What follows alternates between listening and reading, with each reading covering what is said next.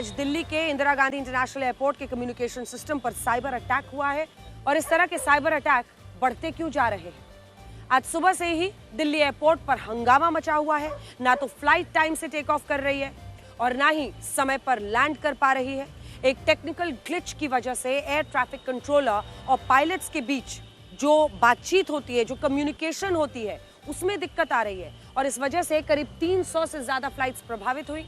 सैकड़ों हवाई यात्री घंटों तक दिल्ली एयरपोर्ट पर फंसे रहे। देखिए,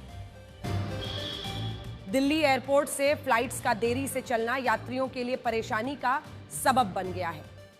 दिल्ली से उड़ान भरने वाले हवाई यात्रियों को चेक इन और बोर्डिंग में देरी हो रही है और इसके अलावा उन्हें कनेक्टिंग फ्लाइट छूटने का भी डर है। दिल्ली एयरपोर्ट से रोजाना करीब 1500 से ज्यादा फ्लाइट्स उड़ान भरती है। एक भी फ्लाइट का देरी से उड़ाना या देरी से आना पूरे शेड्यूल को खराब करता है। आप सोचिए कि एटीसी के टेक्निकल ग्लिच की वजह से 300 से ज्यादा फ्लाइट्स पर असर पड़ा है। ऐसे में एयरपोर्ट पर उथल-पुथल मची हुई है। हर एक फ्लाइट की लैंडिंग और टेक ऑफ में हो रही देरी से आगे की फ्लाइट्स में शेड्यूल भी प्रभावित हो रहा है, वो भी लेट हो रही है। मिलान से एयर इंडिया आ रही थी जो 9:25 का टाइम था और अभी तक नहीं आई है। अभी लैंड हुई है। अच्छा, अभी लैंड हुई है? अभी लैंड हुई है। 9:25 की फ्लाइट अब जाके लैंड 12 बजे 3 घंटा। इनको एयरपोर्ट अथॉरिटी को कुछ तो यहाँ पे अपडेट देना चाहिए ना, या ना कोई यहाँ बैठने की व्यवस्था। आप खुद देखिए कि किस तरह से सब लोग नीचे बैठ रखे हैं। 4-4 घंटे से हम लोग बुजुर्ग आदमी ऐसे खड़े हुए हैं कि कुछ तो इनको अपडेट देना चाहिए। हमें तो हो गए 2.5 घंटे। 2.5 घंटे से आप यहाँ वेट कर रहे हैं? 9:15 मिनट ਤੇ ਫਲੈਟ ਸੀ ਜਿਹੜੀ ਅਜੇ ਤੱਕ ਨਹੀਂ ਆਈ ਹੈਗੀ ਤੇ ਬਾਹਰ ਖਜਲ ਹੋਣਾ। एयरपोर्ट पर मची अफरा तफरी की वजह कम्युनिकेशन में इस्तेमाल होने वाला एक खास सिस्टम है जिसे AMSS कहते हैं।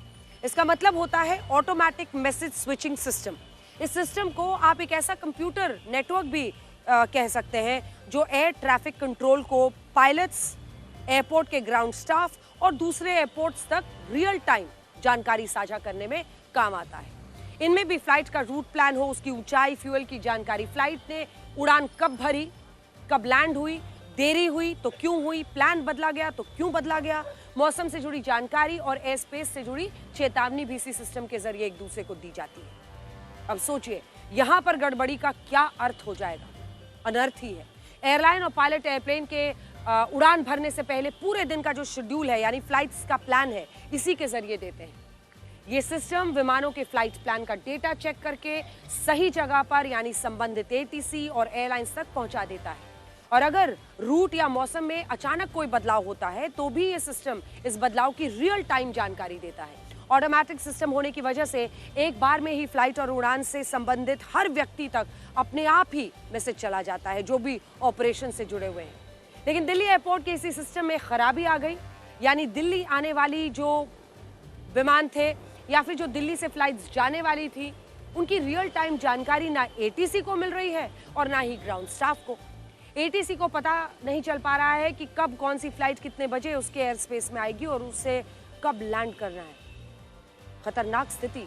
एटीसी के लिए स्थिति ब्लाइंड स्पॉट की तरह बन गई है। हालांकि एटीसी पायलट्स और ग्राउंड स्टाफ को इस तरह की स्थिति से निपटने की भी ट्रेनिंग दी जाती है।